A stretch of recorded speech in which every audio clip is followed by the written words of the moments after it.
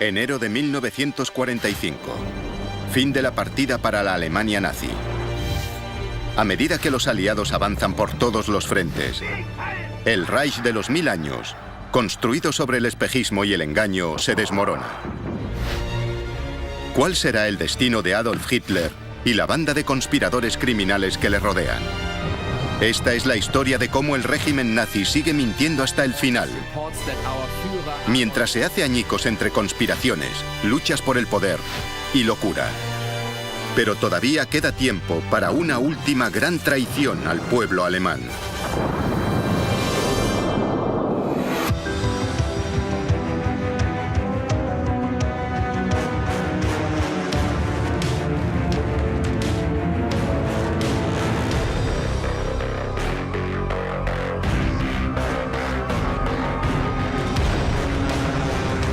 El ascenso del partido nazi. La fase final. En el 12º aniversario de la llegada al poder del partido nazi, Adolf Hitler se prepara para dirigirse a su pueblo. En el exterior, la lucha se ha encarnizado. Los aliados han entrado en Alemania, el corazón del Tercer Reich. El Führer hace una última llamada a las armas. Dios Todopoderoso ha creado a nuestra nación. Al defender su existencia, defendemos su obra. Y el hecho de que esta defensa esté plagada de desgracias, sufrimientos y penalidades, nos une más si cabe a esta nación. El tono de desafío es el mismo que siempre, pero la guerra está prácticamente perdida. Libra una guerra en 2, 3 frentes.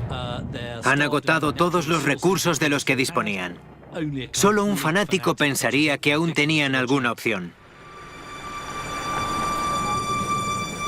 Esta será la última vez que el pueblo alemán escuche la voz de su Führer. Lo que la opinión pública no ve es que Hitler es una mera sombra del hombre que era.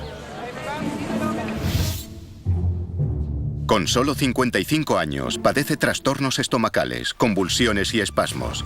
Es un desecho gris y envejecido, un hombre que depende cada vez más de un siniestro matasanos, el doctor Theodor Morell.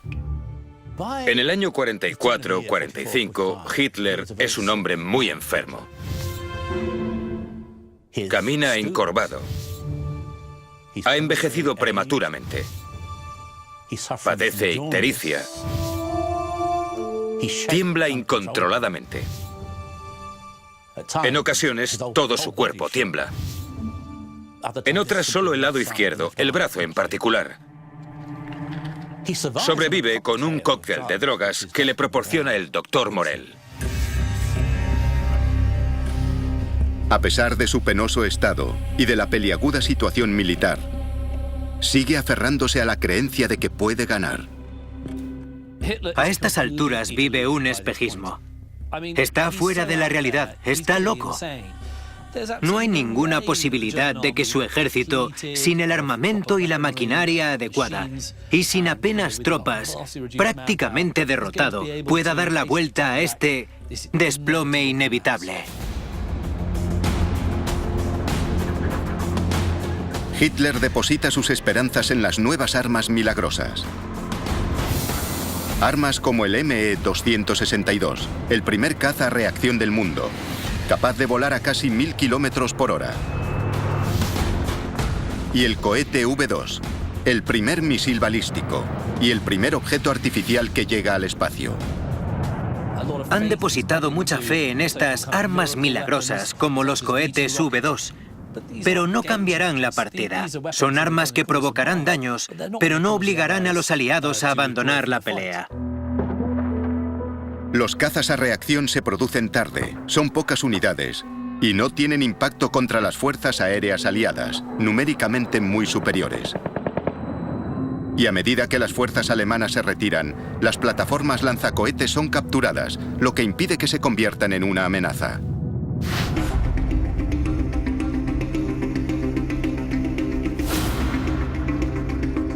Para los miembros de su círculo interno, ha llegado el momento de tomar decisiones. Hombres como Hermann Göring, el largamente anunciado sucesor del Führer, que lleva con él casi desde el principio. Como Heinrich Himmler, jefe de las SS, impulsor del Holocausto. Y como Joseph Goebbels, su responsable de propaganda. ¿Se quedarán y se hundirán con el hombre al que han jurado servir? ¿O lo abandonarán y harán sus propios planes? Son como las ratas que abandonan el barco que se hunde. Todos los militares quieren rendirse. La mayoría de los amigos de Hitler, con una o dos excepciones, de las cuales Goebbels es la más importante, también piensan que se acabó. Así que solo se trata de esperar el final. Joseph Goebbels decide permanecer junto a su Führer. Él ha sido el arquitecto de la táctica que ha permitido a los nazis engañar a tantos alemanes durante tanto tiempo. El mago que ha conseguido que los nazis parezcan nobles y respetables por fuera, al tiempo que ocultaba una realidad criminal. Goebbels era tal vez el más intelectual de los nazis, pero era un hombre muy perspicaz y con un gran sentido del realismo. Curiosamente, sacrifica este sentido del realismo por su amor al Führer. El Führer no puede equivocarse.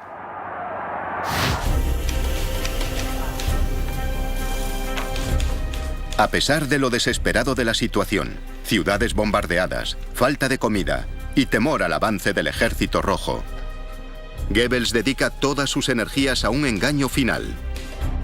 Su campaña propagandística más lujosa hasta la fecha.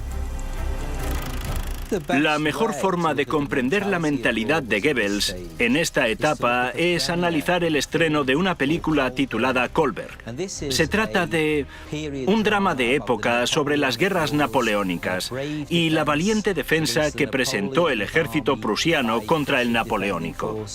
Él quiere convertirla en el gran éxito de taquilla del año. Muestra a un pueblo que lucha casi sin esperanzas, pero en el último minuto su suerte cambia y derrotan a Napoleón.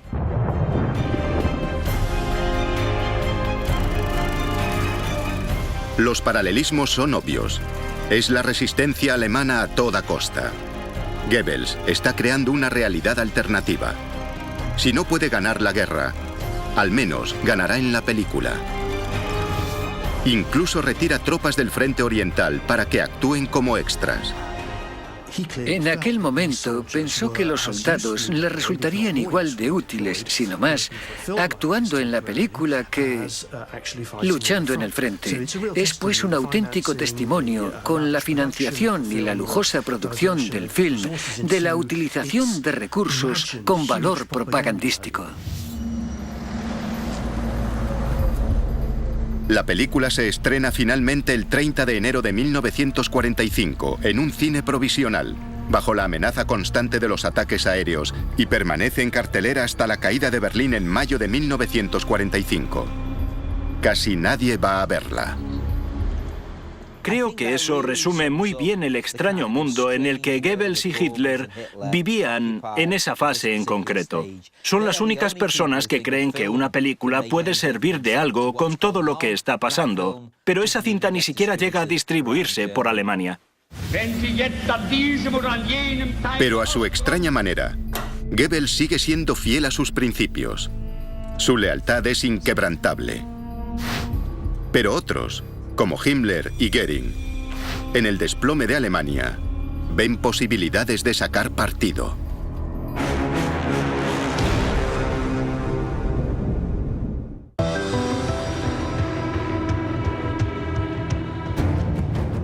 ...1 de febrero de 1945. A medida que el avance aliado continúa, quedan pocas dudas de que los días del Reich de los 1000 años están contados. Las ciudades se rinden una tras otra. Para ellas el bombardeo ha terminado. Sin duda, la derrota es inminente. Es tal cual el ocaso de los dioses de Wagner, pero a lo grande. Tenemos a un régimen que llegó al poder diciendo que crearía un imperio de 1000 años, y ahora, en apenas 12 cortos años, está al borde de la catástrofe. En febrero de 1945, 196 divisiones rusas intentan rodear la capital, Berlín.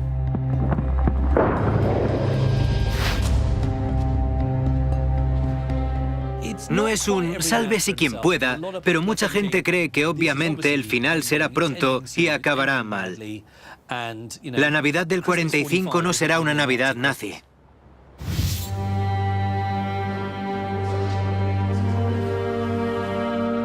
Para el círculo que rodea a un Hitler cada vez más fuera de la realidad, es hora de empezar a hacer planes de futuro.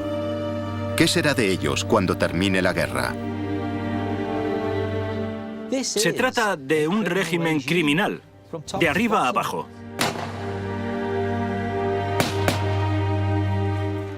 Todos, en cierta medida, están manchados por el régimen, infectados por él. Y hay un grupo de la élite nazi que cree que puede escapar a justicia. Saben que, a no ser que intenten tapar todo lo que ha pasado y finjan que solo cumplían órdenes de Hitler y que ellos no querían hacerlo, acabarán encontrándose con el nudo del verdugo. Heinrich Himmler, incluso para el estándar nazi, es un monstruo. Excriador de gallinas, es un hombre celoso y rabiosamente antisemita. Ha participado en todas las actividades nazis más oscuras. Es el que organizó la esterilización de los portadores de defectos congénitos. Al principio del Tercer Reich, organizó la eutanasia de los enfermos incurables y de los discapacitados psiquiátricos, y fue fundamental en el exterminio de los judíos.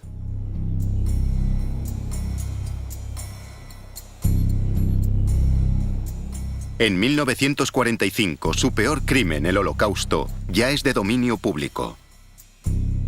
Himmler es responsable de perpetrar el asesinato sistemático de más de 6 millones de personas. Y sabe que a menos que haga algo para dar la vuelta a su situación personal, encabezará todas las listas de criminales de guerra una vez que ésta concluya. En cierta medida era peor que Hitler. Los horrores de los campos se hacen públicos y han sido responsabilidad directa de Himmler.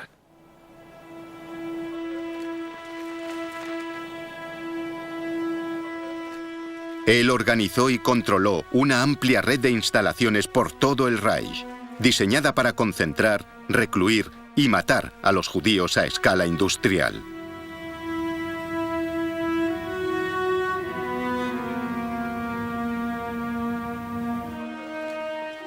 Todo el mundo tiene claro que se acerca el juicio final. Saben que los aliados los juzgarán por lo que ha ocurrido. Llevan tiempo diciéndolo. Habrá un juicio y los criminales tendrán que responder por sus actos. A partir de enero de 1945, Himmler intenta ocultar las pruebas. Las instalaciones usadas para el exterminio, las cámaras de gas de Auschwitz, por ejemplo, se vuelan por los aires para que no puedan ser reconocidas como lo que son. A medida que los rusos avanzan por los territorios ocupados, Himmler traslada a los pocos prisioneros que han sobrevivido a los campos de la muerte de Polonia a campos de concentración en Alemania. Pero esta vez, no se trata solo de ocultar sus huellas. Cree que ha tramado un plan muy astuto. El motivo de la evacuación no es solo ocultar sus huellas, sino mantener el control sobre los prisioneros judíos para que Himmler tenga una moneda de cambio. 3 de febrero de 1945. En secreto, planea usar a los judíos que quedan para negociar un trato y sobrevivir. Incluso confía en hacer dinero con ellos. Discretamente, hace correr la voz de que está abierto a negociar. Hubo varios contactos con Himmler para determinar si estaba dispuesto a liberar a los judíos de los campos de concentración a cambio de dinero, material militar y demás. Seguramente el más conocido fue el del expresidente de la Confederación Helvética, Jean-Marie Mussy, que conocía a Himmler de antes por sus actividades anticomunistas. Himmler hace una oferta a Mussy. liberará a algunos de los judíos a los que retiene en campos de concentración, a cambio de 20 millones de francos suizos, que deberán ser pagados con dinero judío de los Estados Unidos. Es una muestra de la crueldad de Himmler usar vidas judías para conseguir un trato y de este modo intentar salvar su pellejo. Hablamos de un hombre que lleva años matando judíos, a millones, y ahora negocia con un par de miles para conseguir lo que quiere. Es repugnante. Increíblemente, Himmler cree incluso que este podría ser el comienzo del proceso que lleve a los aliados a colocarle a él como futuro líder de Alemania. Lo que Himmler intenta es tener una reputación ante Occidente de persona preparada para negociar y de alguien con quien podrían hacerse tratos en el futuro.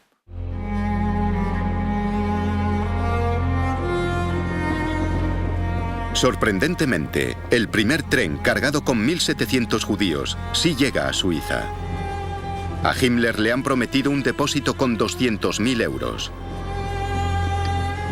Pero entonces se filtran noticias del plan y Himmler tiene que cancelar el trato. Pero no será la última vez que intente negociar a espaldas del Führer. Berlín, febrero de 1945. Mientras Himmler conspira, la situación militar continúa empeorando. Es demasiado tarde para preparar cualquier contraataque serio o defensa adecuada. Hitler se ha quedado aislado y pasa cada vez más tiempo en su búnker de Berlín. El Ejército Rojo ha avanzado por toda Europa y ya está a las puertas de Alemania. Y esto hará que Hitler se dé cuenta de la realidad en ese búnker.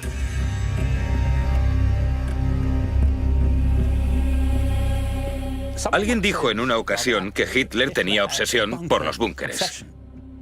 Tenía búnkeres en el frente occidental y en el oriental. Creía que el búnker era la salvación. Si te escondes bajo tierra, al final las cosas arriba mejorarán. 3 de febrero de 1945. En la superficie, Berlín ya no es seguro. En su mayor incursión aérea de la guerra, 1.500 bombarderos estadounidenses arrojan 2.000 toneladas de bombas sobre la capital del Reich. La zona de la Cancillería sufre numerosos impactos que provocan daños materiales y cortes de agua, electricidad, calefacción y líneas telefónicas. Para Goebbels, esta es otra oportunidad. Exagera el número de fallecidos aquí y en otras incursiones aéreas, incluido el infame bombardeo aliado de Dresde, e intenta con ello crear un mayor sentido de unidad. Pero a estas alturas, a nadie le importa. La vida para los berlineses de a pie, en los últimos momentos de la guerra, se vuelve muy difícil. La simple tarea de sobrevivir, conseguir comida e higiene básica, se convierte en algo tan abrumador que seguir con vida es lo único que preocupa a la población en esos momentos. 19 de marzo de 1945. Aunque cada día mueren miles de personas, el pueblo alemán no es consciente de que el hombre al que han jurado fidelidad, el Führer, incluso ahora se prepara para traicionarlos una última vez. El decreto Nerón es una decisión extraordinaria tomada por un hombre enfermo, física y mentalmente, según el cual si Alemania no resulta victoriosa en la guerra a través de sus esfuerzos, debe ser destruida. El decreto Nerón de Hitler ordena la destrucción absoluta de todas las infraestructuras alemanas para evitar su utilización por parte de los aliados. No se trata solo de privar a los aliados de recursos, se trata de Alemania no merece sobrevivir. Es la idea de perecer entre las llamas. Si la derrota es inevitable, todo debe ser destruido y no dejar nada a los aliados. Esta acción destruirá toda esperanza del pueblo alemán de disfrutar de una vida decente una vez que él se haya ido.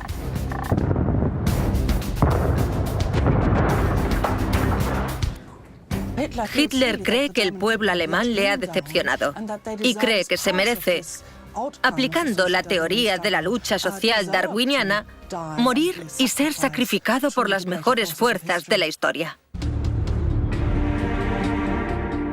A estas alturas, fuera del búnker, el Tercer Reich es poco más que unas bolsas aisladas en el norte de Europa, el norte de Italia y la propia Alemania. El resto está ocupado y fuera del alcance de Hitler. La situación en marzo y abril del 45 en muchos sentidos es completamente caótica. Ya no hay una imagen nacional coherente. A estas alturas, la población presta poca atención a lo que pasa en el búnker, a lo que piensa Hitler. El Ejército Rojo se acerca. En el 56 cumpleaños de Hitler, la artillería de largo alcance rusa empieza a bombardear el centro urbano de Berlín. Ahora, ya solo es cuestión de tiempo.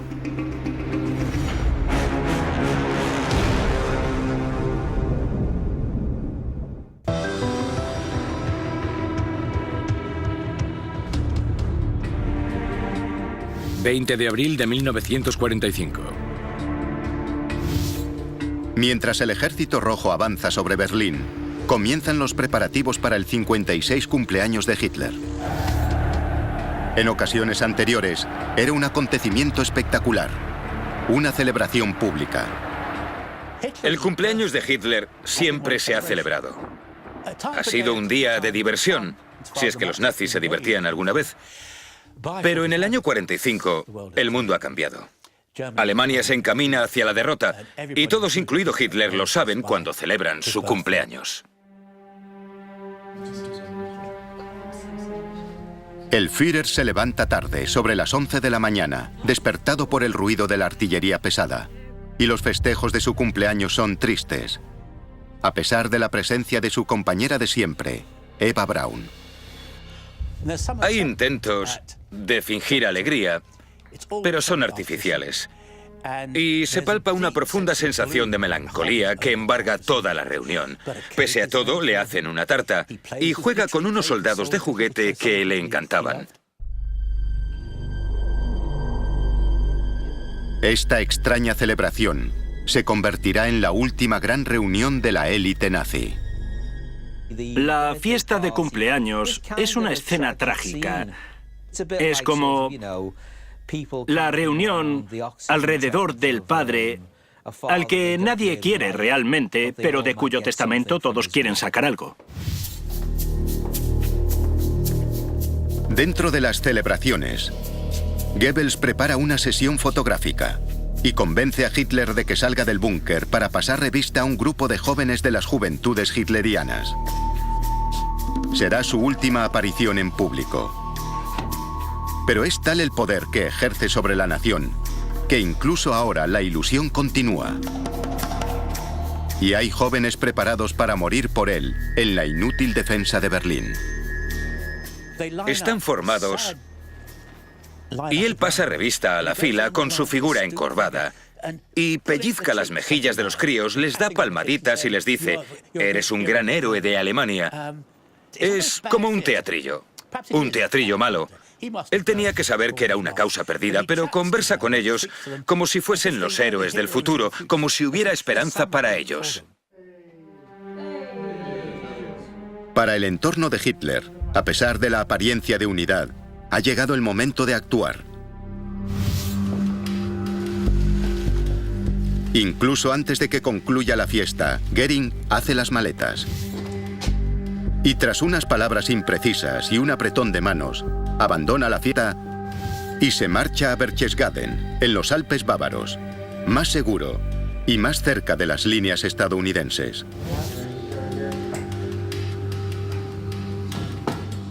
Tras expresar su juramento de lealtad, Heinrich Himmler también abandona la fiesta. En ese momento, no creo que nadie pensase que Hitler se quedaría en Berlín y moriría entre las llamas. Así que Himmler debe mantener la fachada de que es leal, de que sigue trabajando para la causa, aunque para entonces ya ha decidido que todo ha terminado. 21 de abril de 1945. Himmler, de hecho, ya ha abierto un nuevo ángulo de negociación. ha establecido contacto con el vicepresidente de la Cruz Roja Sueca, el conde Folke Bernadotte, y maniobra en secreto para aumentar su poder y hacerse con el control. Bernadotte busca la liberación de los prisioneros judíos escandinavos y de Europa Occidental de los campos de concentración. Las negociaciones, que incluyen varios encuentros cara a cara entre Himmler y Bernadotte, se celebran en las semanas siguientes y continúan hasta finales de abril del 45. Su plan es presentarse como el nazi razonable, la persona con la que los aliados pueden negociar. Solo ve una salida, un acuerdo negociado, con él como jefe de las negociaciones y por lo tanto líder de la Alemania reformada, que emergerá. Es un ejemplo de la actitud irreal que los nazis muestran ante la guerra. Tanto Himmler como Göring creen que tiene sentido hacer un trato con los aliados o incluso hacerse con el poder en un Estado alemán que se desintegra.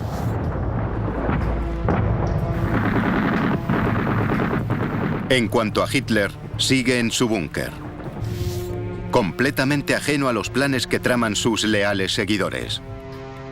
Solo le acompañan Goebbels y Martin Bormann, su secretario privado, un veterano asesino nazi que ha ido ganándose discretamente el favor del Führer.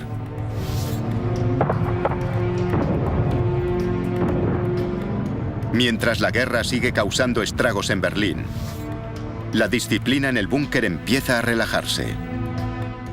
La imagen del búnker bajo la Cancillería es verdaderamente infernal. Está abarrotado, se suda, hace calor. La gente desobedece a Hitler y fuma muchísimo. Se emborrachan. Es una especie de microcosmos de la locura que ha acompañado al Tercer Reich.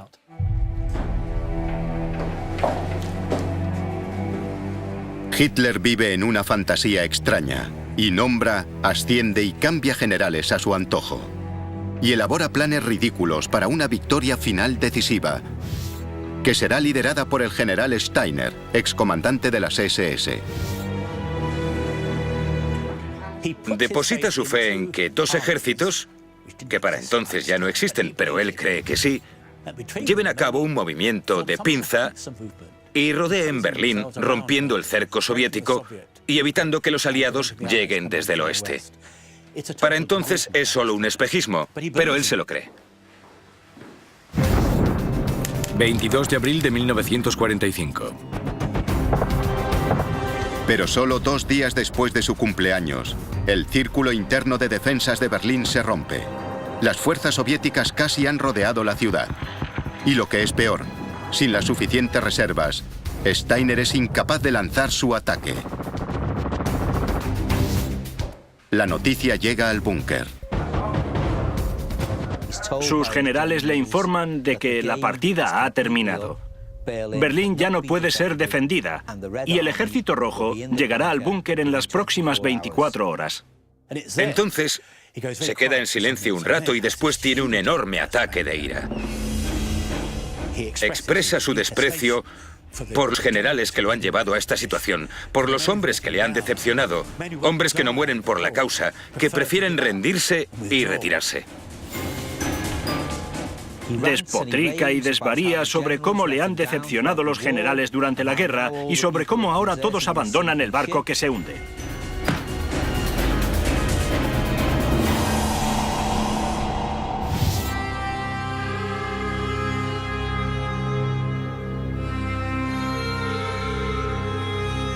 Y entonces dice algo crucial. Todo el mundo puede irse a su casa. No tiene más órdenes. Todos los presentes toman esto como una abdicación. Hitler ya no es el Führer. Pero nadie se lo comunica al pueblo alemán. En las calles, sobre el búnker, lo que queda de la población, niños y ancianos, han sido llamados a continuar una defensa cada vez más desesperada de Berlín. El Führer ha dado órdenes de no rendirse, de luchar literalmente hasta el último hombre. Y eso en muchos sentidos es lo que pasa en Berlín, donde hay combates calle por calle. Incluso hoy, si caminas por Berlín, ves orificios de bala en muchos edificios de esos últimos días de la guerra. 23 de abril de 1945. En Berchtesgaden, la noticia de la crisis nerviosa de Hitler llega a Göring. Él asume que ya no está capacitado ni tiene voluntad para seguir liderando el partido. El Hitler que él conoció en la primera parte del periodo de Múnich ya no existe. Ahora es un hombre vacío. Así pues, según la antigua ley de sucesión, esto significa que puede asumir el poder. Envía un telegrama a Hitler diciéndole: la partida se acabó.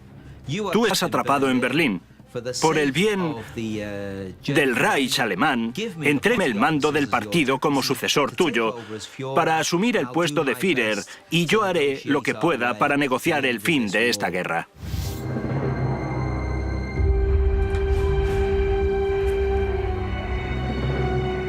Pero, en Berlín, el telegrama de Göring cae en malas manos. Es interceptado por Martin Bormann, quien al más puro estilo servil lo coge y se lo entrega a Hitler y le dice: mira, está conspirando contra ti. Aún no ha terminado la guerra. Hay una oportunidad de hacer algo y de darle la vuelta a la situación. Hitler no se lo puede creer.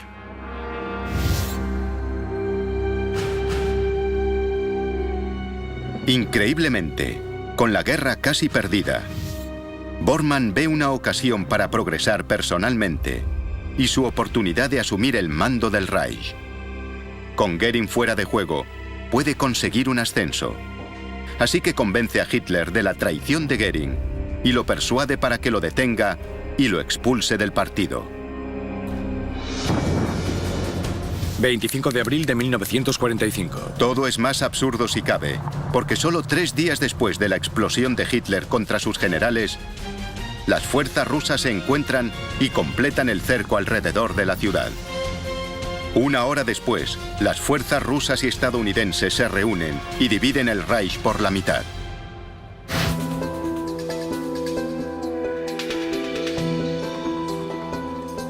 Himmler también recibe la noticia de la supuesta abdicación del Führer y a través de Bernadotte escribe una carta a los aliados occidentales. Himmler pone las cartas sobre la mesa con Bernadotte. Sabe que todo ha acabado.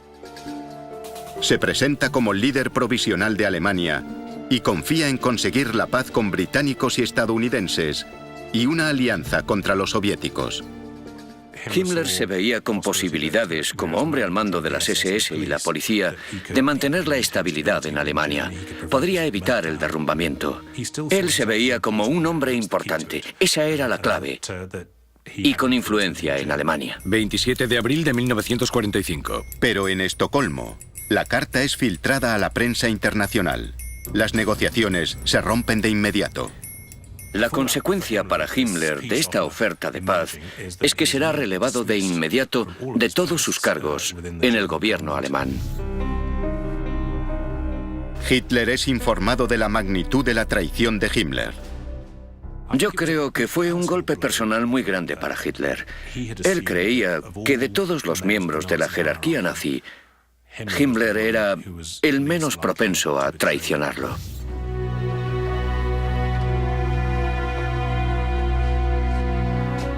Solo y sin más opciones, redacta su testamento. Para mortificar a Himmler y a Göring, nombra al jefe de Estado Mayor de la Armada, el almirante Dönitz, presidente del Reich. Goebbels y Bormann son recompensados por su lealtad. Goebbels se convierte en canciller, presidente del gobierno. Y Bormann es nombrado líder del partido nazi. Aunque, por supuesto, no hay ningún Reich que gobernar, ni partido nazi que liderar.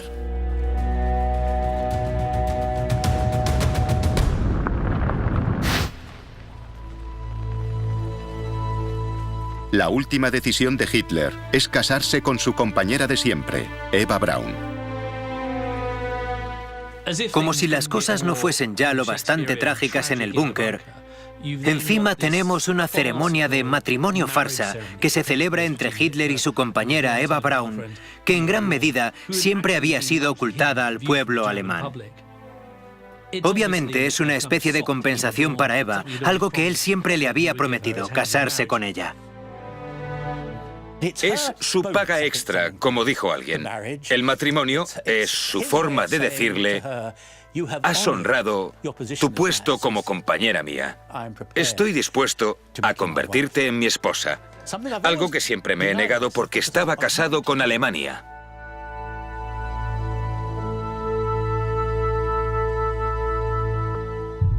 La besa frente a sus acólitos, algo que nunca había hecho. Al día siguiente, celebra su último almuerzo con sus secretarios. También les da las gracias. Se va y hay un pequeño intercambio de lágrimas. 30 de abril de 1945. Poco después de las 3 de la tarde, Hitler y su nueva esposa, Eva, se retiran a sus estancias en el búnker. Él le entrega una cápsula de cianuro. La decisión ha sido tomada. Acabarán con sus vidas juntos. Ella toma el veneno. Y él se dispara con su Walther PPK.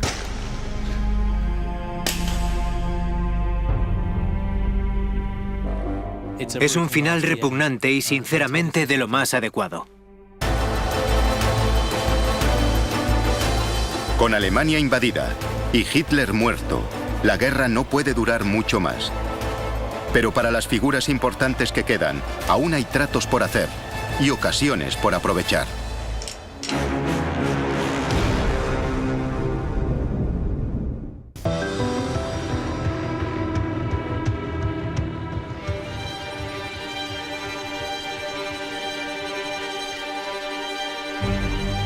Adolf Hitler se ha suicidado. Traicionado por sus secuaces predilectos, el régimen está en sus últimos estertores. Pero incluso entonces, al pueblo alemán le cuentan una última mentira. 1 de mayo de 1945. El cuartel general del Führer informa que nuestro Führer, Adolf Hitler, ha caído esta tarde en su puesto de mando de la Cancillería mientras luchaba contra el bolchevismo hasta su último aliento. La última mentira nazi es que Hitler ha caído luchando en las calles de Berlín. Y por supuesto, eso es falso. La noticia de la muerte de Hitler no supone necesariamente el gran shock que hoy nos imaginaríamos. En los últimos días de la guerra, la población está tan preocupada por la supervivencia diaria que la ideología, y con ella Hitler, han pasado a un segundo plano. Es famosa la historia de unos refugiados del este que llegan a Lübeck y Hamburgo y que son recibidos por los voluntarios de la Cruz Roja con la frase: «Hitler ha muerto, ¿os apetece una sopa caliente?», y donde la segunda mitad de la frase era mucho más importante que la primera. Mientras tanto, el gobierno nazi se convierte en una farsa. Aparte del líder nombrado por Hitler, el almirante Dönitz, Himmler, Göring y Goebbels intentan negociar acuerdos de paz por separado. En Berlín, Goebbels es oficialmente el canciller de Alemania. En un último suspiro, intenta negociar, aunque fracasa, un acuerdo con el mariscal Zhukov, el líder de las fuerzas rusas. La última propuesta de Goebbels a Zhukov es un auténtico intento a la desesperada. Yo diría que sin ninguna esperanza de obtener resultado alguno. Los rusos rechazan su ofrecimiento. Para Goebbels, se acabó definitivamente. Yo creo que Goebbels, durante toda su carrera, había sido leal a Hitler, que lo consideraba una especie de semidios. Había sido su publicista, sus relaciones públicas, su propagandista. De modo que observaba una Alemania sin Hitler y sin el partido nazi con absoluto horror. No quería vivir en esta sociedad. Goebbels y su esposa Magda cometen entonces un crimen terrible. Envenenan a sus propios hijos. Es el consentimiento a destrozar su propia familia porque el nacionalsocialismo ha fracasado. Eso demuestra la inhumanidad y lo absurdo del nazismo. En su lecho de muerte se llevó a 6 niños inocentes. Incluso las vidas de los inocentes deben ser sacrificadas. No hay humanidad a la que recurrir cuando el nazismo ha fracasado. Una vez muertos sus hijos, se suicidan.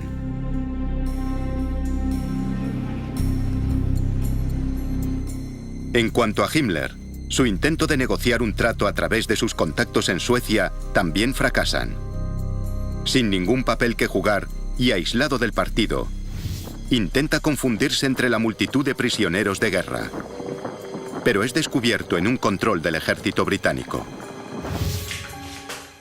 Himmler es trasladado para su interrogatorio y durante el mismo saca sus gafitas redondas, se las pone y dice Heinrich Himmler.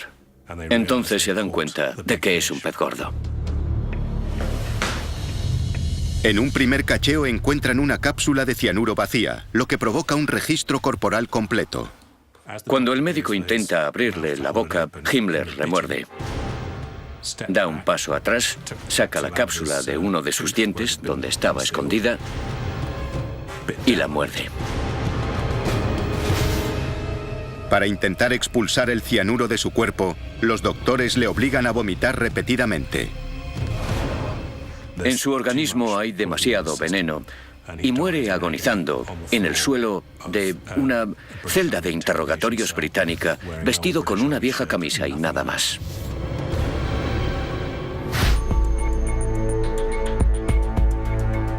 En Baviera, con sus principales rivales eliminados, Göring, el gran superviviente y aspirante, pasa a la acción.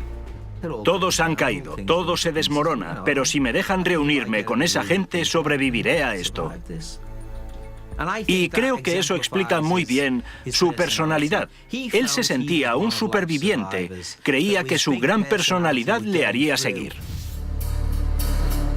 Tras enviar una carta al comandante supremo aliado, el general Dwight D. Eisenhower, se rinde a los estadounidenses entre una gran expectación mediática. Göring espera ser tratado con toda la cortesía de un jefe de Estado. Hay gente en este mundo que tiene gran confianza en sí misma, y él es de esos. Incluso su detención es un triunfo para este hombre, y lo refuerza en su idea de ser un superviviente. Él, de alguna manera, conseguirá salvarse de todo este caos. Se sentará a tomar unas copas con los generales aliados y les dirá: bueno, ya sabéis, que esto no fue responsabilidad mía, no fui yo. Pero Eisenhower no le recibe, y ahora es solo otro prisionero de guerra más.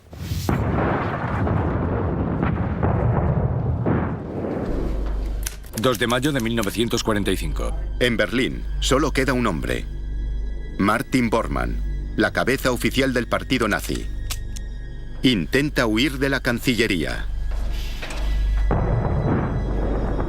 pero acaba inmerso en un tiroteo y muere.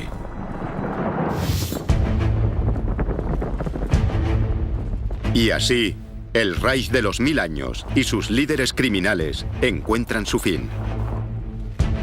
El 7 de mayo de 1945, Alemania se rinde por fin incondicionalmente.